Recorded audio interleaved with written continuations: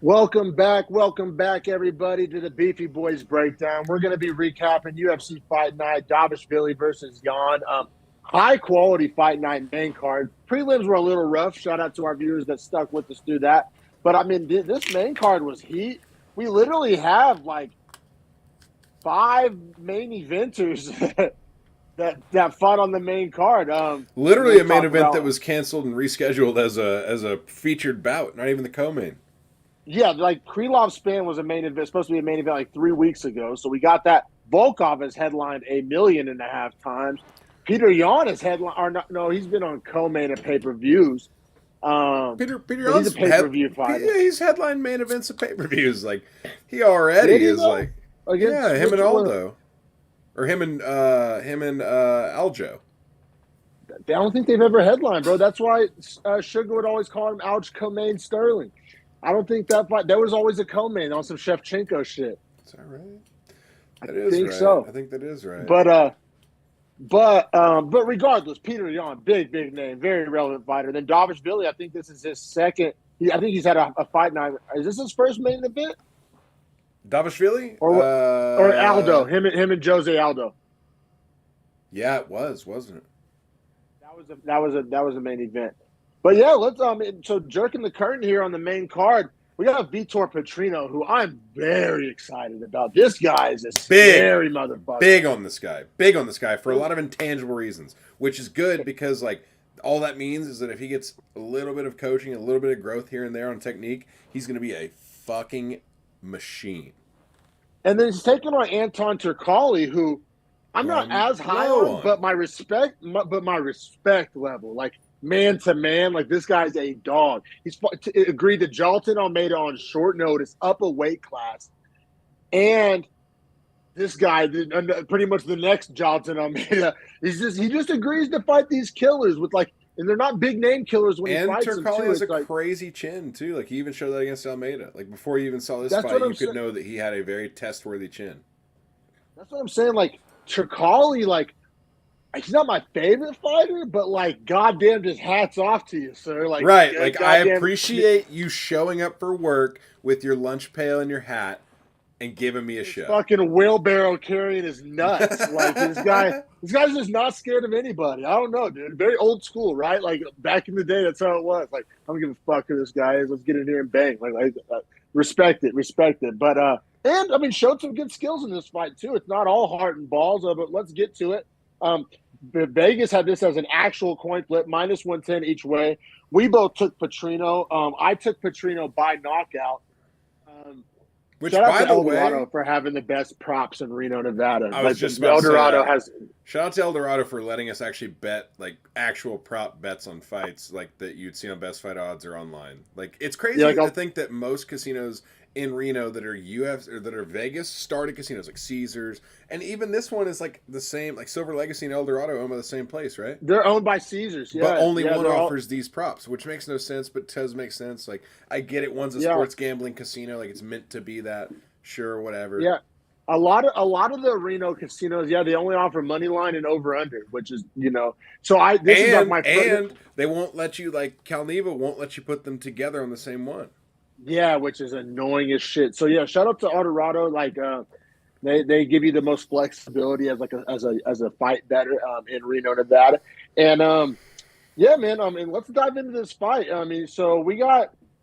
And the reason why we like Petrino by KO, I think he was like 7-0 with 7 KOs or something insane, and they were almost all first round. And he's just like a freak athlete, fucking brick shithouse. But yeah, round one, I gave it 10-8 Petrino, man. But I got to admit, I'll tell you why I didn't. I was going to, and there's one reason I didn't. The up kick, yes. It's the one because he literally wobbled him to the floor, like dropped him from his back into his own guard. Live, I thought Petrino just kind of knocked him down and then kind of went down into his guard, but no, he like debatably lost consciousness midair, like fell into the knees guard. Went down to almost to the floor, like caught him just before the floor, and then he fell forward. I was like, holy shit, he was like out for a second. And I didn't see that live, so like as I wrote the number 10-8. Now in between rounds when they showed the replay, after I already wrote my 10-8, is when I saw that. So I'm willing to negotiate there. Like I made it, but also, judges ringside wouldn't have had access to all that. So you either saw it or you didn't. Like if I was a ringside judge, I'm going 10-8 because I didn't see the and they sit in different perspectives, right? So like if you're looking at it at his face, at back at Turkalji's head, you see it, right? Because you see the foot come up into his face. And the camera angle was showing Petrino's back. Right. If you're at that angle, you might not see that and just think he went down into the position. I did live, so I understand both perspectives 1,000% because I literally went back and forth myself. But I did give it 10-8 on my notes. Funny you say that because one judge did give the first a 10-8. Maybe he's the judge that could not see it. Yeah, I mean it had to be, right? There's no way. But yeah, so fair. But either way, Victor Petrino wins round 1 for sure. Now round 2 is where this fight starts to get close as fuck. Round 1 wasn't all that close. Up kick aside, round 1 looked like how we thought it was going to look. Like Petrino was going to run through this guy. But I mean, this fight ends up getting so close, and it happens in round 2. It was another. So the start of round 1 or start of round 2 looked very similar to the start of round 1. Petrino started just landing bombs, and as a guy who bet the Petrino KO, I was going 6 to midnight. Bro, every time it hit Turkalji, it would rock Turkalji and see his hair fly. It was like the Paddy Pimblett effect. His hair made the shots look even worse than they were. But they were some hard shots. They were hard, yeah. That's not Kazula Vargas was rocking Paddy Pimblett. Don't get it twisted. Turkalji was getting rocked by Petrino, but it's just that hair accentuates the shot and really shows you oh, you just got tagged hard. For sure. And then it was a classic example where Petrino pretty much won the first half of the round by a wide margin, and then Turkalji won the second half of the round by a wide margin. I thought Turkalji's margin was slightly larger. If you were going to ask me to weight him. And I kind of weight the end of the round more, right? I'm saying, the flurry at the end was really what won the round. I think he stole it out from underneath Petrino, honestly, because I thought Petrino could have won the round with a flurry late himself at the end. Meaning I agree. So I think Turkalji kind of stole it out from under him. So and I end up with a scorecard that no judge has. So we both give round 2 to Turkalji. No, one judge has you. So one judge has you. Oh yeah, you're right. But by the end they don't. So we'll get to that. But holy shit! All right, yeah, definitely. But yeah, so I have 10-8 to Petrino in 1, 10-9 Turkalji in 2. So I still have Petrino up a point going into round 3. You have it tied up. I think that matters. Yeah, 19-19. Yes. Yes, sure. And I guess that would make me 19-18 on mine. And then, so round 3, I thought round 3 was close as fuck, too. Another super round close. And it didn't have to be. Closer. I thought Petrino was fucking himself. And himself? Yeah, literally. He got 3 or 4 takedowns, but, bro, just stand up. You're rocking him on the feet. If you can land 5 or 6 shots this round, sure, you don't finish him, but you get the damage off, and your grappling can be even. Because the grappling was pretty much even that round. Oh, I fucking agree. I was the most degenerate scumbag yelling at my TV because I bet the Petrino KO, which he could have easily gotten. And he just was e-gaying himself into these clinches, into these takedown attempts. Yeah. Whenever on the feet, it was the margin wasn't that close on the feet. There was a couple times throughout the course of the 15 minutes where Turkalji landed a big shot. Turkalji landed him probably rocked him twice. He rocked him probably 15 times. That's what I'm saying. The margin on the feet, I love Petrino on the feet. If this was a boxing match, kickboxing match, Petrino by a wide margin. And he just kept e-gaying himself and choosing to engage in these clinches and these grappling every time, every round he did that. I didn't understand. I was losing my mind. As a Petrino KO better. I was losing my mind. That being said, I still scored round 3 to Petrino. Me too. Honestly, I had it neck and neck and neck. That late slam takedown kind of was the tiebreaker for me. And because the whole round, promises of trust not this to be round was. broken. This is how you know this round was. Whether spoken with an oath. My wife was watching this fight, and she's usually when it starts to grapple too much, she kind of pulls out her phone and hops on Facebook or Instagram, and she kind of checks out. She was on the edge of her seat, yelling, jumping, screaming. It was the most entertaining. The whole round was one big scramble. It blew my wife's mind. She was like, I don't think I've ever seen anything like this. Of course, no. I'm not saying that. I don't. But it was so entertaining. It got her to like stay engaged through all these grappling sequences, and it was so back and forth. Oh, dude, the whole round was one big scramble with like takedowns interchanged with reversals, with like Turkalj getting in the back, and then like Vitor being so strong and so athletic he literally just like spin. He would literally just turn. He was in a body triangle at one point and turned into it. I was like, how the fuck? Like it was like as a grappling guy, I'm like, yeah, that shouldn't work. Just physical freak, right? Stud athlete. So yeah, just super entertaining. And like I said, I thought the slam takedown by Petrino was like the most impactful moment. That was the thing that won him the round. 1,000%. The two takedowns at the very end of the round literally won him the round.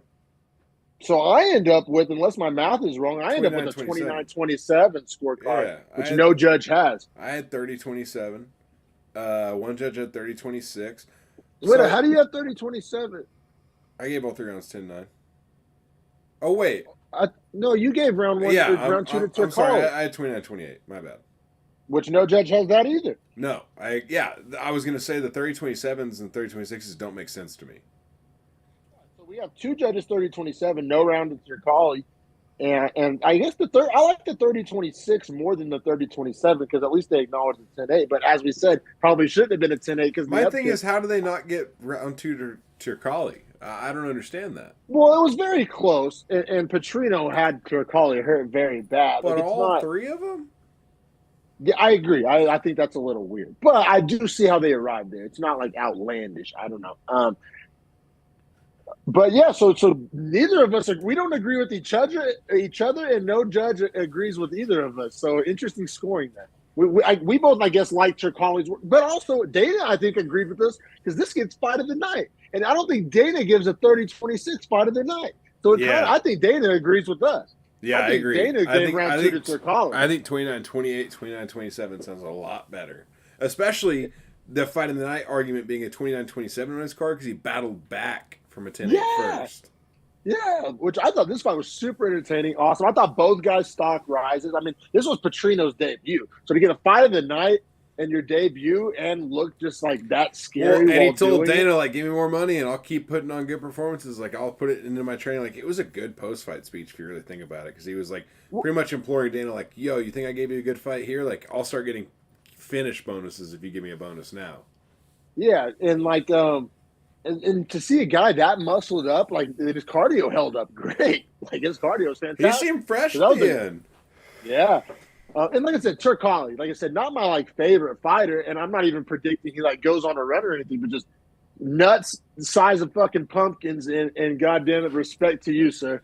Absolutely. Now, speaking of nuts, probably the size of pumpkins, but skill level the size of peas, we can get on to the next one. We got bantamweight fighters, Mario Batista, minus 950, Guido Canetti, plus 600. Yeah, this was the only fight on the card we didn't bet because we don't bet on Canetti and we don't bet minus 1,000 straights. Yeah, so this was the only minus 1,000 ain't never worth your money. No, it's just literally it's not even worth in the fighting. It'll never be worth printed it. On. In basketball and football, sure, maybe. You know what I'm saying? Because like in the NCAA tournament, like a 14 and a 3 game might be a minus 1,000, or a fucking 13 and a 4. Like I'll take those. Those seem way more locked in than any fight that's ever been minus 1,000. Yeah, because Canetti does have power. And Mario Batista, Northern Nevada guy. I think he's from Winnemucca. So shout out to him, Northern Nevada guy, where I call home now. And yeah, in the bantamweight division. And man, I mean, this is one there's no rounds to go by, so we don't have to go round by round. We got a first round finish here, and shocking no bonus, which I thought was a little debatable.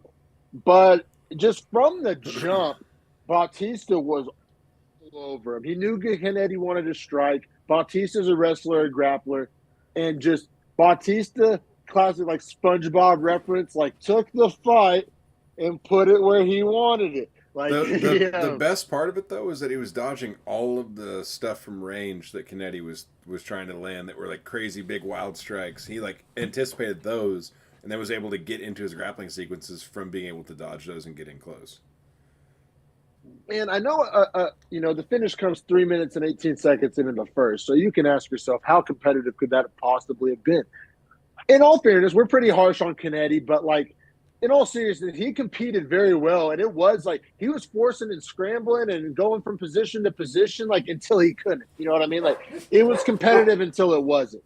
So I mean, like I said, first round finish minus 1,000. How competitive was it really? I thought the finish was nice. Like the suplex into the choke was really nice. I thought what he said after the fight was super interesting. That he said that he on the suplex he slammed him so hard on his neck that like he didn't want to keep fighting, so that's why he just kept his head up and gave him the choke. I thought that was kind of an interesting take, like almost like he was saying he made a guy quit, like in a nonchalant way. Oh, he called it out because Chael says stuff like that all the time. Bautista was like, yeah, he gave me his neck. He found a way out of there. Right, like yeah, he was like he didn't like that suplex. I slammed him. He gave me his neck when he sat up. I was like, well, I mean, I love me some Bautista. Tell me he doesn't remind you of Ricky Simone. He kind of looks like Ricky Simone. He kind of fights like Ricky Simone. Yeah, and had a good call out because he called for anyone in the top 15 or Cody Garbrandt, which I thought was like smart, right? Because top 15 is worth the ranking, or Cody Garbrandt's name is worth a lot.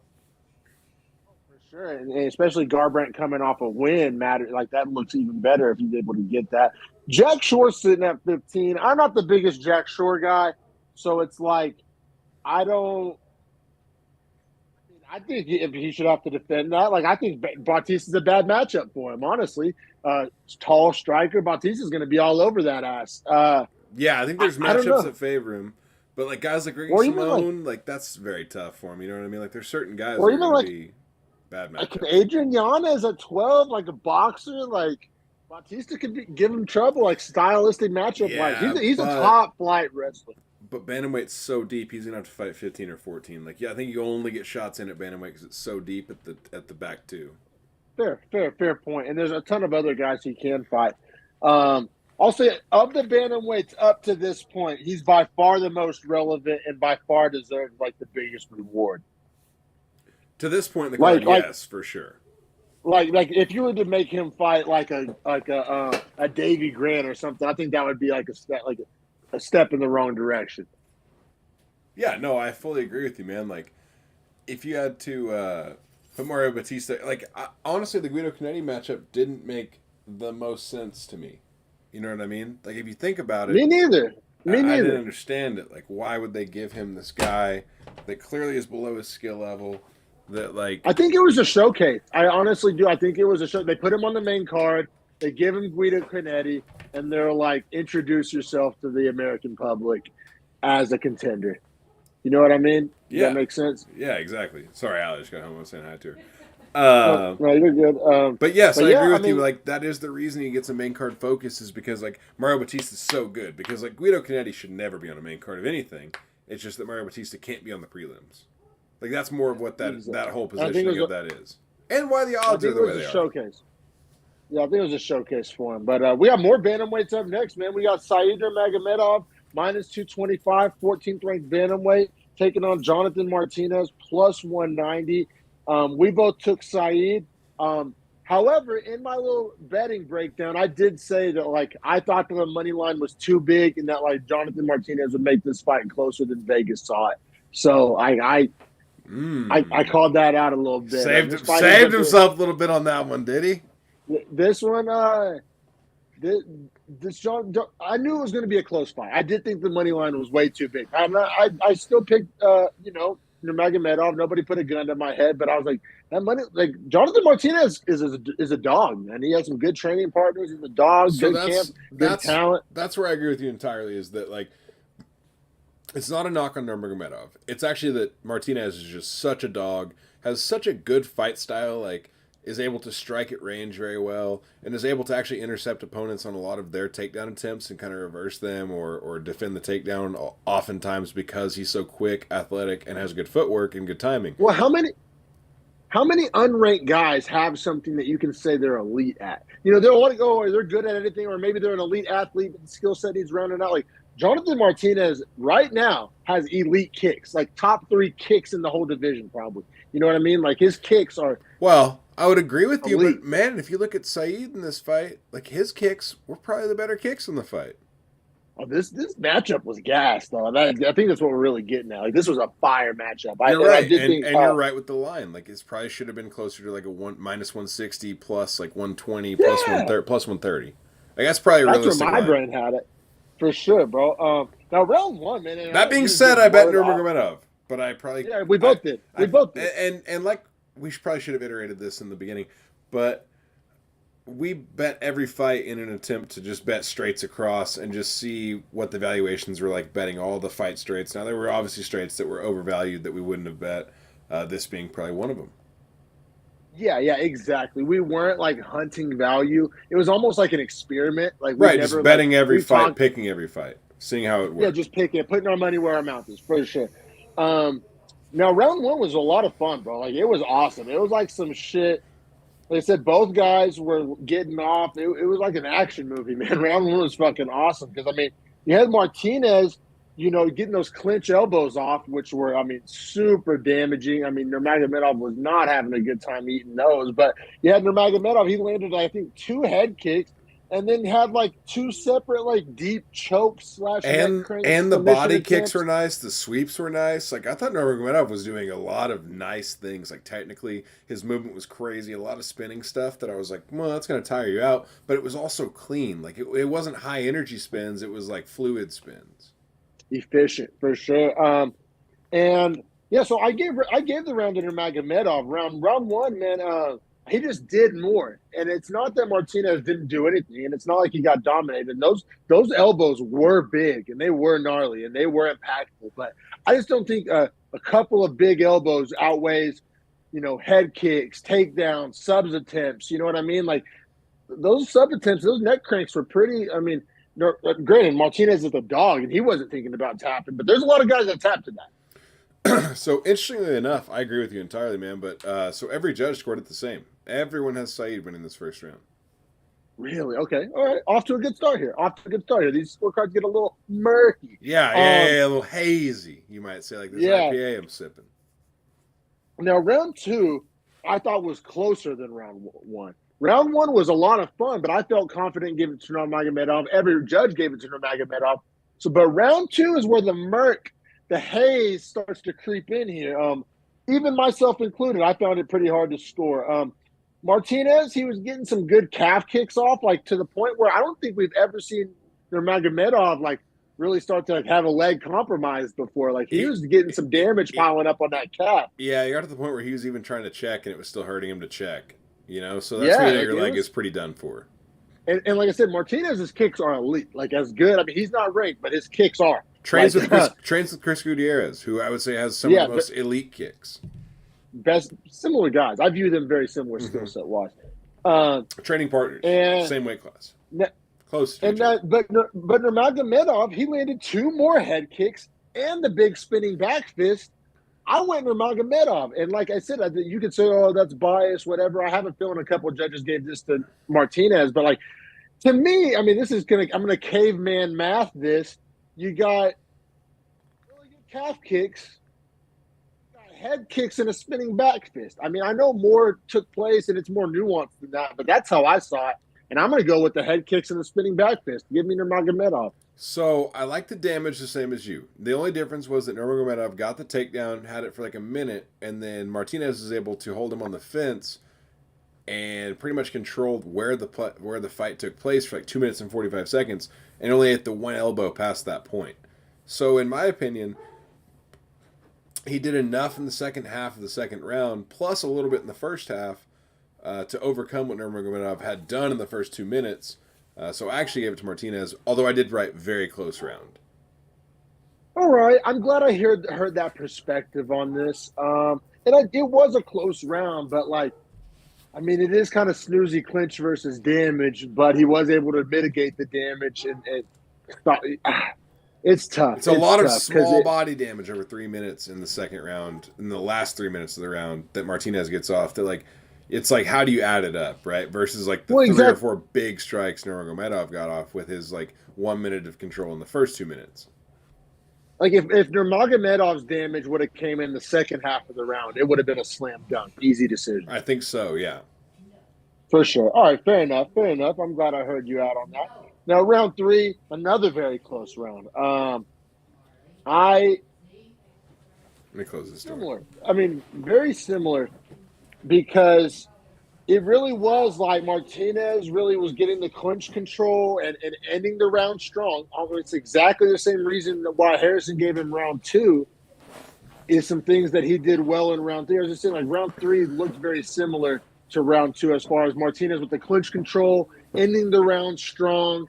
Absolutely. But Nurmagomedov probably winning the damage battle. I mean, they were very similar rounds. By the way, all 3 judges gave the second round to Martinez. So they all had 19-19. I thought round 2 and round 3 were very similar rounds, so I scored them the same. I gave round 2 to Nurmagomedov. I gave round 3 to Nurmagomedov. Round 3, I mean, so there was this scenario at the start of the round. The triangle armbar was deep for Martinez. That was deep. That was close. It was close to fight ending. You're right. It was. I honestly forgot about that little sequence. And then you could also argue that Nurmagomedov got very close with the chokes. Exactly, and there was like, I don't know. It depends. I think it depends how you viewed the little sequence at the start of the round where Nurmagomedov caught Martinez's kick, punched him, right? So he caught the kick, punched him while he was on one leg, and they end up on the ground. And I use that vague verbiage because how did you view that? Do you view that as a knockdown? Do you view it as a slip? Do you view it as a takedown? How do you answer that question? I gave it as knockdown, which is actually why I gave the third round to Nurmagomedov. I said the damage at the start wasn't enough for Martinez to overcome, even with the good flurry at the end and the close submission, because Nurmagomedov also got his own close submission, so that kind of equaled those out. So then I went back to the damage, and the damage leaned Nurmagomedov. So I actually had 29-28 Nurmagomedov. Me too. Actually, I ended up with 30-27 Nurmagomedov, which I admit is a little wild, but it's like 3 very close 30-27. Like it's 10, like 9.7 on verdict. Like it's close rounds, but I had them all for Nurmagomedov. I couldn't believe every judge agreed in this round, and they all gave it to Martinez again. I couldn't believe it. I find that very weird. Cannot believe one judge, at least one, didn't give him this round. That leads me to believe. That's why I kind of like framed this the way I did. I think the judges viewed it as either a takedown or a slip. I don't think, because there's no way you score that a knockdown and then give Martinez that round for some snoozy clinch. I guess you're right, man. I don't know. I just can't not score it as a takedown when I look at it, or as a knockdown when I look at it, because like in my head, he punches him. Martinez, like, you could argue maybe slips a little bit, but like, is he off balance because he just got wobbled? Like, I think so. When he had his kick caught too, so it was almost like a Muay Thai. You could kind of view it like that. But it's not like he steps through and trips him. It's like Martinez like kind of like falls down. He punches him in the face. Right, and Martinez kind of like crumples down. Like, to me, that's a knockdown where you're holding him. Like, I think if he's on 2 feet, like, he falls. I think because he's holding the leg, you're holding him up. No, like, I agree. Like, I saw it the same way you did. I'm just saying, like, I think that's the only way you arrive at the Martinez conclusion. I agree with you. I just think it's wrong, I guess. Me too. No, my jaw was on the ground. I made multiple tweets. I put it on my Instagram story. I was up in arms. Like, now, granted, we were getting shitty value. Like, this wasn't going to make or break our bets, but we had lost enough legit ones where we didn't need any fucking and really, I mean, bad scores. And at this point in the card, I'm thinking, like, fuck, man. If I don't get these last 3 fights, like, I'm fucked. Like, this sucks. You know what I'm saying? Like, yeah. Only because I had the double Spanns, right? Like, Spann to win and then Spann KO. And then I also had Merab by decision, and I also had Romanov to win just straight.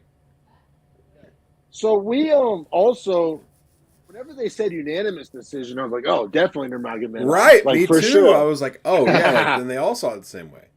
It's like if Martinez would have won a split, it would have been a little easier pill to swallow. It's like for at least one to not give the third round to Nurmagomedov is like almost like the fix is in. Like, that's crazy.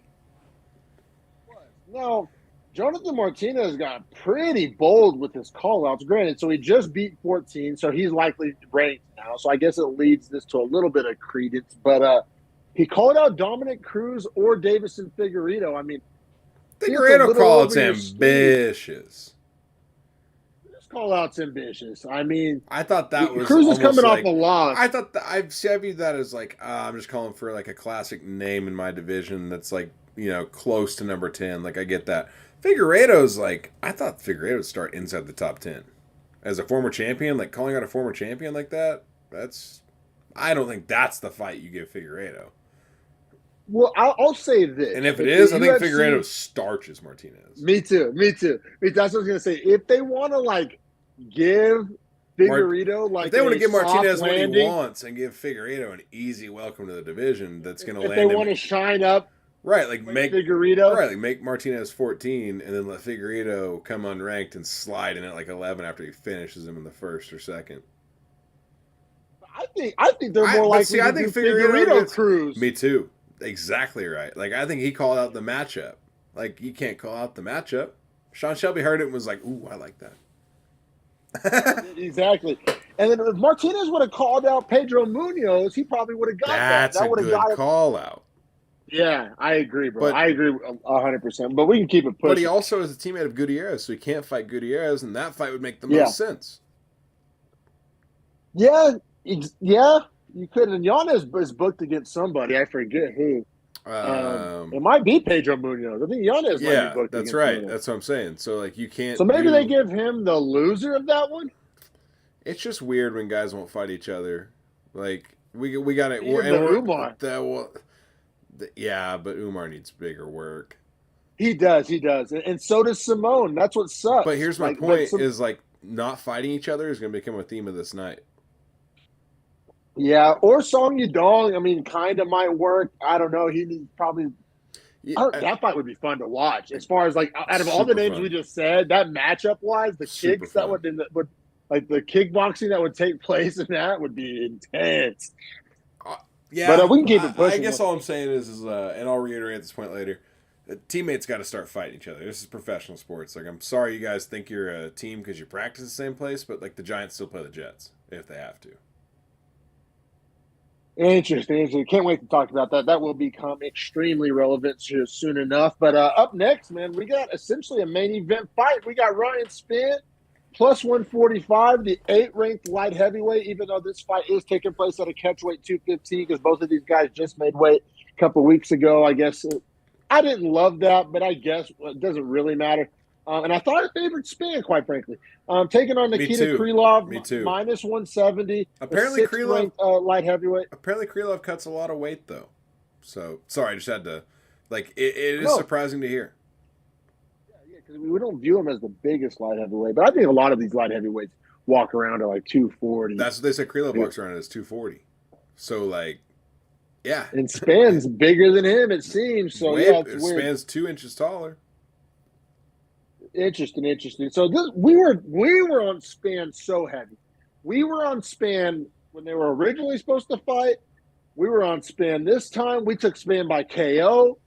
I loved me some Spann, and he's a guy. He's not like the male Ariane Lipsky. Like, is he going to show up? Which guy's going to show up? You know what I mean? Like, is he going to look like a world beater, or is he going to look? Is he just going to shit the bed? You know, there's not a whole lot of in between for Ryan Spann. It's like boom or bust. We kind of got suckered by this one, didn't we? I guess. I think Ryan Spann's ceiling is way higher than Krylov's. I think his floor is way higher than Krylov's. Like we're in NFL draft season. You hear this kind of verbiage being used a lot right now. You know, ceilings, floors. Like, do you take the guy with the high ceiling who might bust, or do you take the guy who's steady as she goes but doesn't have like elite blue chip talent? And it's like that's the situation these NFL GMs are kind of looking at right now. And I think, you know, Spann is that DN who's, you know, 6'5" and runs a 4.6, but, you know, he can't stop the run. Like, it's just like he's this enticing prospect who has the highest upside, and you can talk yourself into falling in love with him, which we did. And then Krylov is like this Brock Purdy where he's like he's gonna do the small things right. You know what I mean? He's not gonna, you know, go too high, not too low. He's just going to be steady like Jimmy G. And when he has a really good performance, it's almost elite, but not quite. And when he has a bad performance, it's still like floor level. Yeah, bro. So I still view that this way. Like, I think if they fight 10 times, you know, there's a scenario where Spann wins 6 of them. You want to guess that by how this fight went down. I'm being very kind to Spann right now. But I still believe that to be true because like the potential and the upside and which guy shows up, it's such a factor with it. Which, by the way, we should remember this for future Krylov bets. Just like the margin, like he's going to give you a performance that's like, out of we know what we're getting, right? So expectation standards like 65 to 80. You know what I'm saying? Like in that 65 to 80 range, 65 to 85 maybe. Like you're never going to see him go 100, which is like champion, like top level, best performance ever. But you're never going to see him go lower than outside top 15. Yeah, he doesn't really shit the bed for sure. And Spann definitely does. Exactly. Whereas Spann is like can perform like number 1, can perform like number 25. Now that being said, this fight ends in a first round sub victory for Krylov, which will lead you to believe that this fight wasn't very competitive. And I thought it was very competitive. Shit the bed. Spann did some things right. I thought he fought a good fight until he fucked up. Fucked up by he pretty much the whole round up until the finishing sequence. It's honestly very Turcali Petrino-esque. It was like one big scramble essentially. Right. And same weight class too. I mean, looked very kind of similar to that fight. Scrambling, guys reversing, each guy spent a little time on top. Nobody really establishing clear position.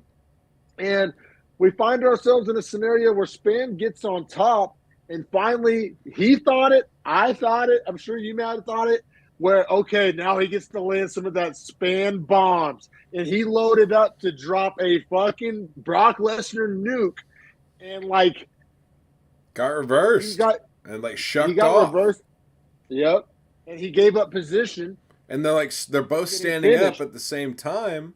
And Spann, like, tries to go. I don't know what he like doesn't stand up fast or is like trying to like suck the legs back or something, but Krylov gets over the top of him and then gets on his back, and then Spann shakes him off, and then Krylov falls back down to his back and gets the triangle. It was like the most wild sequence of like, okay, this guy was on top and was about to drop bombs, and then got his back taken, and then shook the guy off his back, and then got caught in a triangle. Yeah, and that's what sucks, man, because it did have kind of a he got caught feel to it. Oh, that was all it was. Like, he did the right defense of, like, the minute he got his back taken, like, he shucked him over the top and, like, started to reset to try to land bombs, and, like, Krylov clearly, I will give Krylov a lot of credit here. The very first setup is what gives you the second outcome, or second setup's outcome. Because he felt Ryan Spann loading up, which is why he knew he could catch the arm. Man, I did think made the fight IQ era of trying to land bombs without having the position secured. And it's very, like, it's basic and it's boring whenever fighters spend too. Most fighters go the other way. Most fighters will have the position secure and be too tentative to kind of posture up and let the bombs go. He just kind of jumped the gun a little bit. I think if he would have secured that position a little more, or maybe even just try to tire Krylov out and maybe try to land those bombs at the end of the round, or maybe even in the second round. I just thought he kind of just jumped the gun and tried to get him out of there in classic. And granted, it's one of those things where if it works, if that bomb lands, maybe it's a finish. You know what I mean? So high risk, high reward style, which is like how Spann fights, why we like him, why he's entertaining. Just bit him in the ass, really, right? Yeah, I mean, and I also think if he keeps it on the feet, he probably could get the KO TKO. But, like, made the mistake of trying to grapple, feeling comfortable, being overconfident, and getting caught. And Krylov is so consistent that, like, he's the guy that will catch you when you fuck around like that. Now, let's play just real quick, not too much time. Let's play a little matchmaker here. So Spann was A and lost.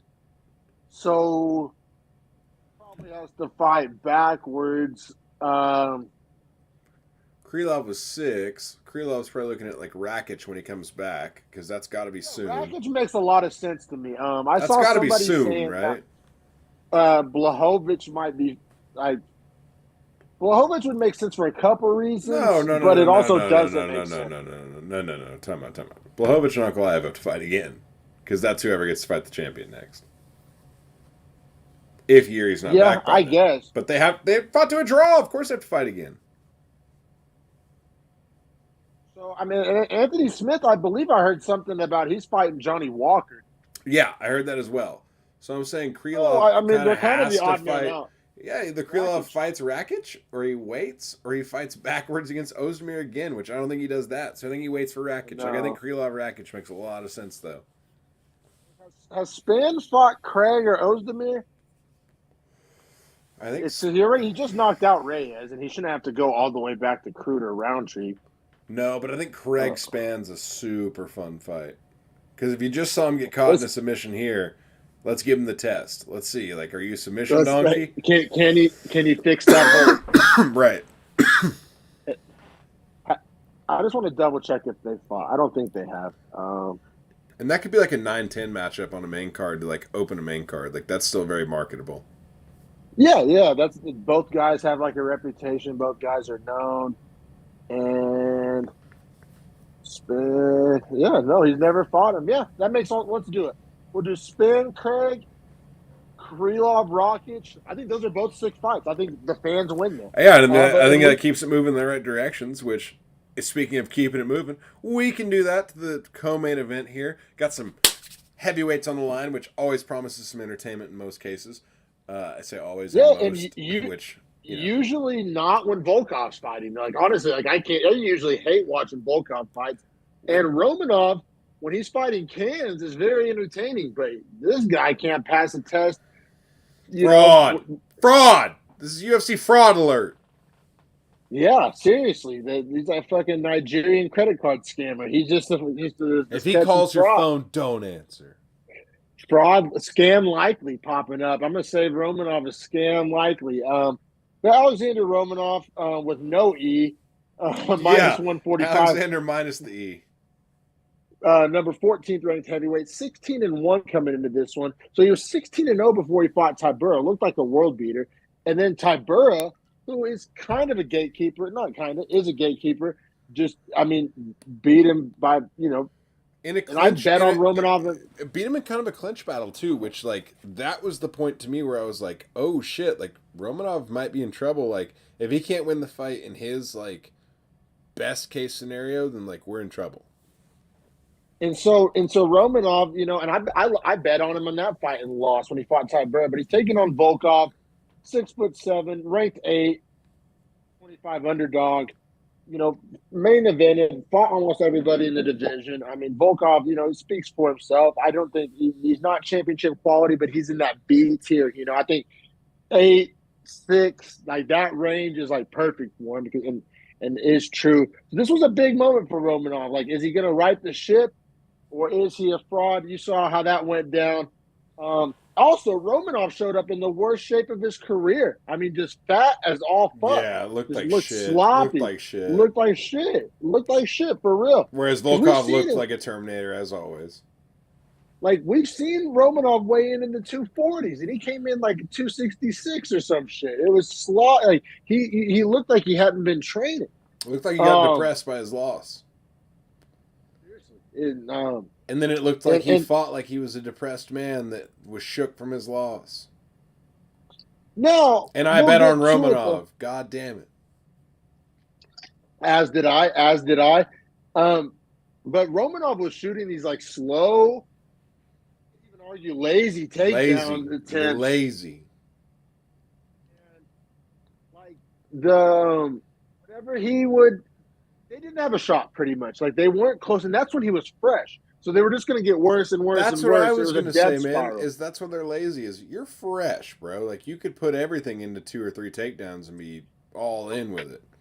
But he didn't even. But even the first one looked like bad. Right. Yeah, like they nope. Yeah, and Volkov. Granted, Volkov has faced some top flight competition, so like he's defended takedowns from better guys than Romanov. Blades, you know what I mean? And he made it made it look easy. And Volkov, honestly, the minute he defended the takedown, like and realized like, oh, I got this. Like he started piecing Romanov up on the feet. Which it was fun. Volkov usually has a very boring point fighting kind of style. He was just like he was just walking him down. Yeah, just dog walking him. Now we gotta say, one of those takedowns was stopped by a fence grab, which didn't result in a point deduction, which did kind of turn the tides in the fight. I don't think Romanov was winning last night regardless. Like, I'm not going to go as far as to say that, you know, it was the reason Volkov won, but it was a factor, and it wasn't, you know, it was a factor. It mattered. I think in retrospect, even if you gave him the point, the position, and he won the, well, I don't even know if he wins the round at that point from the damage he's taken, but maybe not at that point. So even if he wins the round 10-8, like I think Volkov still finishes him. Like I think that barrage of missiles was coming no matter what, because I think Romanov was getting tired. Yeah, and Romanov, if that fight makes it to the second, third round, is sloppy in it. Yeah, like he looked gassed at the end of the first. Like I'll be honest, in the first didn't even go the whole way. He looked gassed on like his third takedown. Right. Like seriously, like he was out of shape. Exactly, looked terrible. So Volkov, I mean, that's a good win for him. He doesn't really get to like move up, I don't think, because he just defended his ranking spot. He's also kind of that top 5 gatekeeper guy. Like he's the guy that you beat, and you know you're a top 5 contender. And if you don't, you're not. I would like to see, Aspinall and Volkov have already fought. And he Aspinall dog walked him. I think that's a bad matchup for Tuivasa, honestly. Do you do Spivak? Rosenstrike's going to get murdered by Almeida in a couple of weeks. I mean, Spivak's the only option. I think Volkov has fought Blades and Tuivasa and Pavlovich. Hasn't he? That's the problem. Volkov's fought almost everybody. I'm going to Volkov's Tapology. We don't need to guess here. Because it does feel like he's fought everybody, but then it starts playing tricks on your mind. Because him and Tuivasa would make sense. So he's fought Rosenstrike. He's fought Aspinall. He's fought Tybura. He's fought Gahn. Fought Curtis Blades. Fought Derek Lewis. So, no Tuivasa matchup? Tuivasa Volkov. So you can do there that. It is. Easy. Fun. Yeah. Sure. Fair enough. Probably a main event. Probably a fight night main event. Yep. Super fun. Yeah. Super fun. Yeah. All right. And without further ado, we got Peter Yan minus 245, the second ranked former champion, taking on Merab Dvalishvili plus 205, number 3 ranked bantamweight.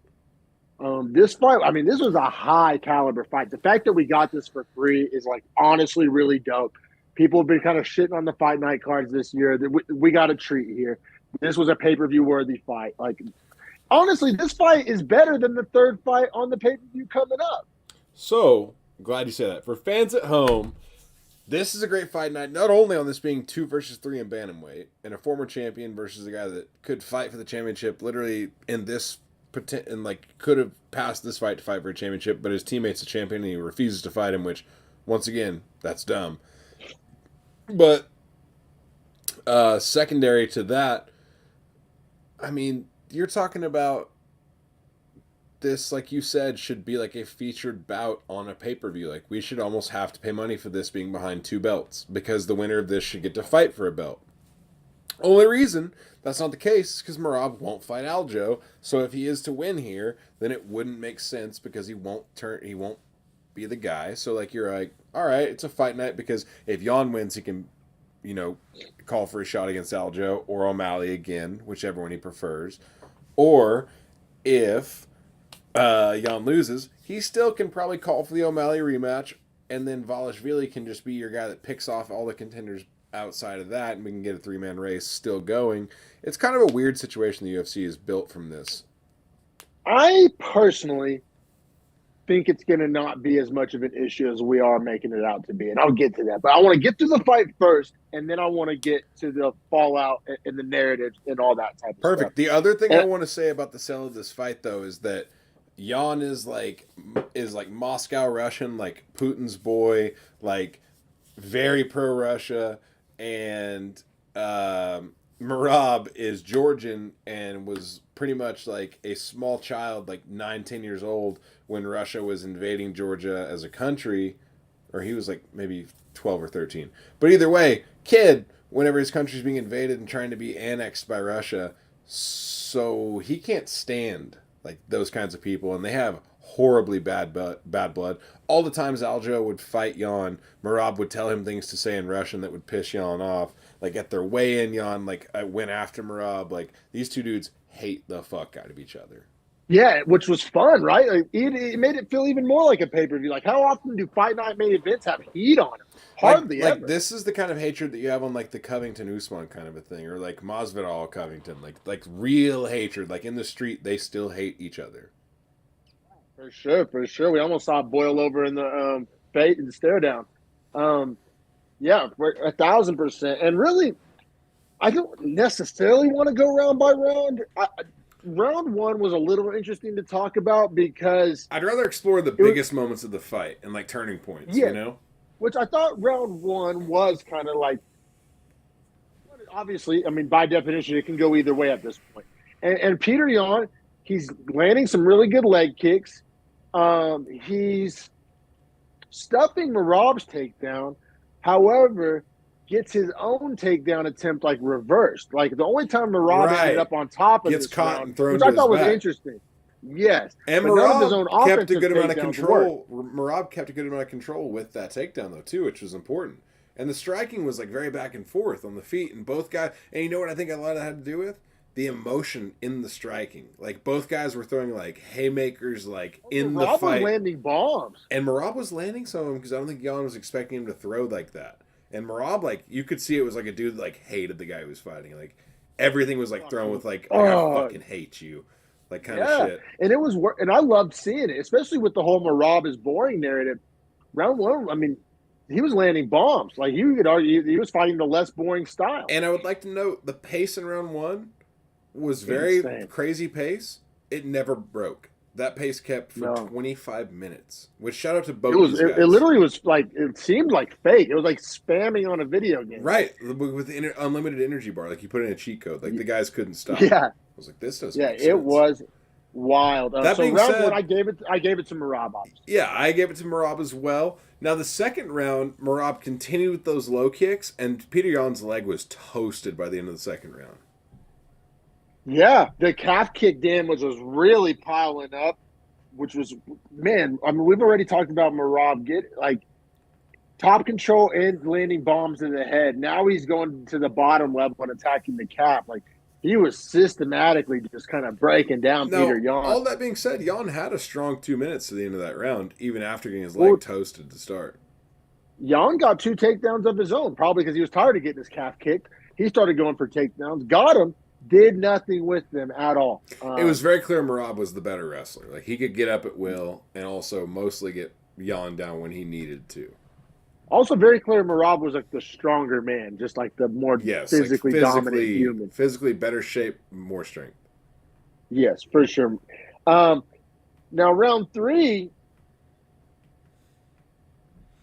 where we kind of don't have to go round by round, like, well, it was like a snowball rolling downhill. Like once it, like the gap just started to widen as the fight went on. Right. The damage started piling up. This is where things break down. Started shrinking. Yeah, like it just started unraveling. I'd also like to note that at 13 minutes into this fight, so pretty much the halfway point, Merab had 29 takedown attempts on Yan. Yes, and then the next milestone comes up in round 4. It doesn't even take him the whole fight to break the record. And I believe, was it Cain Velasquez's record, if I'm not mistaken? I believe it's Cain, yeah.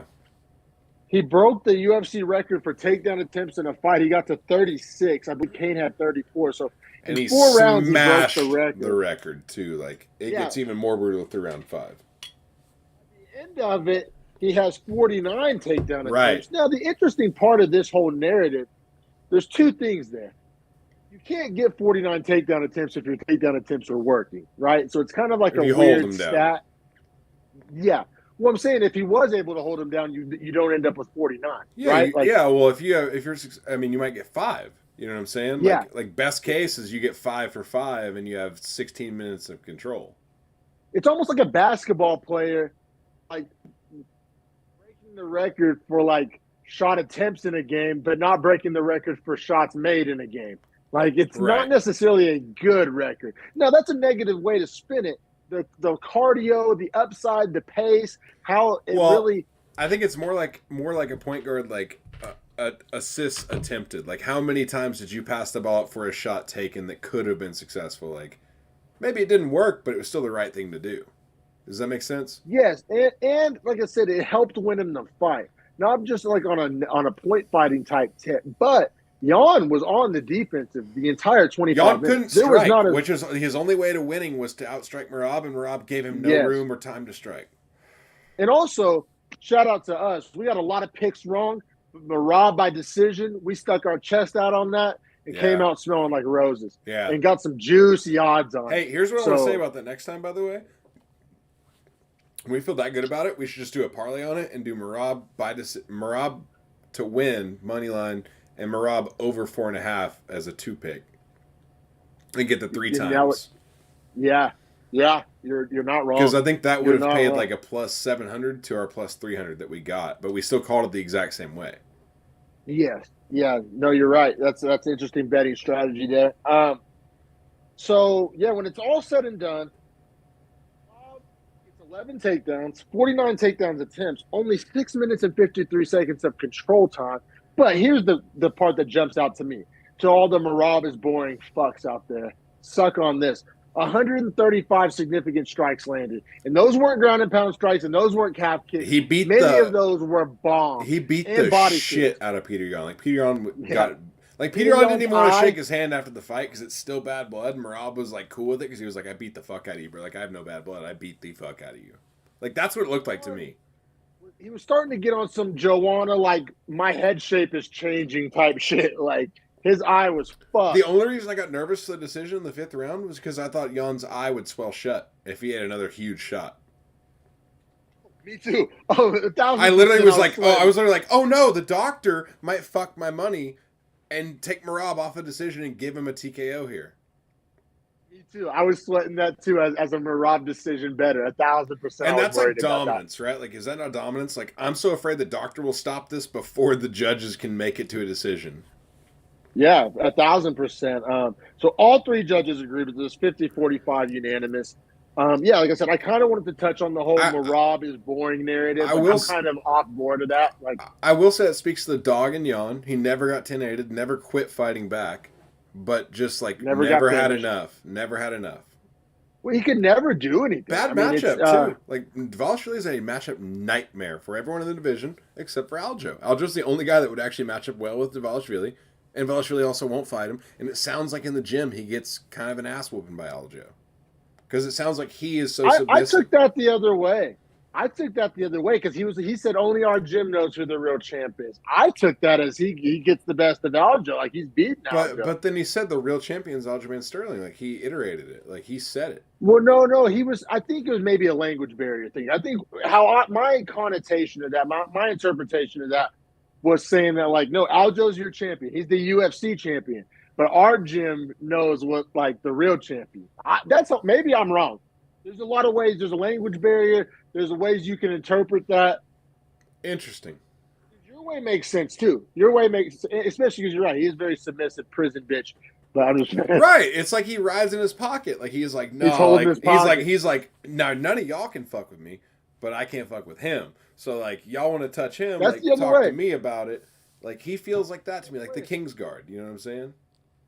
That's one way. And it's a very interesting dynamic for the UFC because we rarely ever get that in an independent person's sport, right? Like where the athlete is independent, you never see them align with another person and say, like, I won't do this for my best interest. Like, instead, I'll keep knocking off his contenders. And Dana is pissed about it. He's openly said it's a bad move. Now, here's my take. Maybe it's a hot take, but to me, makes the most sense. Because I know Merab is saying all that stuff, and Aljo's co-signing it, and Aljo Cejudo's book. I think there's a couple scenarios here, one of which was proposed by Henry Cejudo. Henry Cejudo was talking on Twitter or Instagram, wherever the fuck it was, YouTube. He was saying that he thinks Aljo's going to either miss weight or pull out, so let's have Merab make weight fighter. Yeah, okay. And then that kind of takes care of itself. Another thing that happens, there's 2 other options. There's 2 other scenarios. Aljo loses to Henry. And Merab obviously gets the chance for vengeance as Aljo moves up. Beats Henry, says he cleaned out the division, there's nothing less for me to do, and goes to 45. I don't think this is a problem. I think this is actually kind of good marketing. It's getting headlines. It's building a narrative. I think it's going to end up not Does Merab take another fight in the meantime to cash a paycheck and to maybe get another 5-rounder under his belt? And so Cejudo and Aljo fight in May. I mean, that's 7 weeks away, or it's not far. No, so I think you're right. Like, I think this is a win or lose. Itself out. I think it's a win or lose. Aljo can move up and leave the division. The problem is, if there's any sort of realm where it's a draw, he has to stay, and Merab is fucked, and then they got to find a Merab fight. Yeah, which isn't the worst in the world's deepest division, right? Like, there's plenty of guys for Merab to fight. And Merab's openly said, like, I'll fight him anybody. Like, I don't care. I'll be a champ one day. So before we wrap it up, I just wanted to ask you, what do you think potential fallout matchups are, considering that, like, if they don't fight for championships? I think now, because of how dominant that was, I think some people thought that the winner of Vera Sandhagen could get a title shot. I think that none of them are jumping Merab unless Dana just wants to stick it to Merab because he's annoyed with him. But I think Peter Yan gets the winner of Sandhagen Vera because Sandhagen will be a rematch. I think Yan does. Yan gets the winner of Sandhagen Vera, and I think Merab gets O'Malley or the title shot. Well, O'Malley said he's next in line for the title shot. Like openly spoke about like how he gets the winner of Cejudo Aljo, and if Aljo leaves, then he'll fight for the interim, which against Merab is fine. It's a vacant title. There's a scenario where it's a vacant title because if Cejudo loses, I don't think he's just going to like. Be that's what I'm saying. Boys. That's what I'm saying. If Aljo loses, cool, we get the Merab O'Malley fight for the belt because Aljo will vacate and go up to, so we get an interim fight there. Whatever. No, that's if Aljo wins. Yes, that's what I mean. That's what I mean. Yeah, and then if Cejudo wins, O'Malley Cejudo, the groundwork's already laid. Merab's not jumping in for the Cejudo. Exactly. So, but if Aljo wins and moves up, vacant title, O'Malley Merab, this takes care of itself. Sure. That's the only way. Now, in my opinion, what I think happens, Cejudo beats Sterling. So, sweet. Huh? I think that is what happens. Awesome. I really do. Because what's Aljo best at wrestling? You're talking about the best American wrestler of all time, essentially. Like, he's so much bigger, though. So much. Bro, I saw Henry Cejudo get up to 195 whenever he wasn't fighting. So, like, tell me about bigger. You know what I'm saying? Like, I get it. Dog shit. I get it. He looks 180, fat. Looking like he's about to go to the NFL Combine. I get it. I'm just saying that Henry Cejudo's, like, technique is on another level. Like, he out-techniqued Demetrius Johnson, who's, like, considered by so many to be. Do you know what Aljo would look like standing next to Demetrius Johnson? Bro, that's my point, though, is that Henry Cejudo is always outsized. He's short and small, but he always makes the fight his fight. Why did he give John Jones coaching? Why was the way John Jones finished the fight the exact way Henry Cejudo told him to finish the fight? Like, the dude's a genius. At 19, he won a gold medal in wrestling. And at 20, he was wrestling in the middle of Times Square in a wrestling ring against the number one Russian in the world and beat him. Like, Henry Cejudo is built for this. So, all right. So, in your scenario, Cejudo wins. Do Cejudo O'Malley. What do you do with Yan and Dvalishvili then? Because that's not how I've been approaching this or thinking about it. So, in that scenario, Jan's on the fucking outs, and that's too goddamn bad for him, and he gets the loser of Sandhagen Cheeto, and the winner gets Merab. Yeah. Who do you think wins? Because we kind of can't have this conversation without saying who do you think wins Vera Sandhagen? I hate to say it, because I love Sandhagen. It's one of my favorite guys, but I think Cheeto. I think I'm getting a Cheeto vibe, right? Me too, it just feels I right. Just get a Cheeto vibe. But it feels like his fight. Feels like his kind of fight. So that would do Cheeto Merab and then a Yan Sandhagen rematch. Which I'm cool with because I think Sandhagen won that fight originally. Like, I think that sells itself. Like, really win this fight. Convincingly win this fight. Yeah, no, for sure. And then Vera Dvalishvili's pretty sick. I don't know, though. I don't know. Is it sick, though? Because Vera, all right, he strikes about as good as Peter Yan. Maybe you can say he strikes better than Peter Yan. But then the wrestling's nowhere near as good as Peter Yan. But I guess maybe the jiu-jitsu is better. I think Dvalishvili probably beats Vera. Yeah, I think so. Dvalishvili Sandhagen's a better fight. Yeah, I think Dvalishvili beats O'Malley if they fight. I think Dvalishvili only loses to Aljo and Cejudo. Like I think he has the requisite skill set to beat everyone except for those two, which puts him in a very precarious position. Because like could be champion, could not be. It just depends on where those guys go. All right, real last. Yeah, quick look ahead. Quick look. Oh, I want to. Well, I just want to say next week. Aljo at 45. Do you think Aljo? How do you think Aljo does against Yair, and how do you think Aljo does against Volk? I think we both think he loses to Volk, so I think we can save time. Yeah, but what does Aljo Yair look like? Very interesting. I think Aljo. Yeah, right. I think Aljo actually wins that fight because I don't think Yair can get away from him as just like that human backpack narrative. Like I think that takes a very big role at 45, and I think Aljo's clearly big enough. What does Aljo look like? What does Aljo look like after eating a couple elbows and head kicks? And you know what I mean? He doesn't have the best chin in the world. Yeah, but he's such a funky grappler that he might be able to get in positions where Yair can't. But Yair's a funky striker. And Yair's a funky grappler too. Like super fun fight. That's a very fun fight. I think Volk kind of starches Aljo. I don't think that's very competitive. Yeah, or just anti wrestles him and anti wrestles him and outstrikes him for like if it maybe finishes him in the late fourth, early fifth. Not doing anything to Volk that Islam couldn't do. 100%. There ain't no fucking way. Because Islam walks around at fucking 205, 210. Like he's a much bigger guy than Aljo, and you could never tell me otherwise.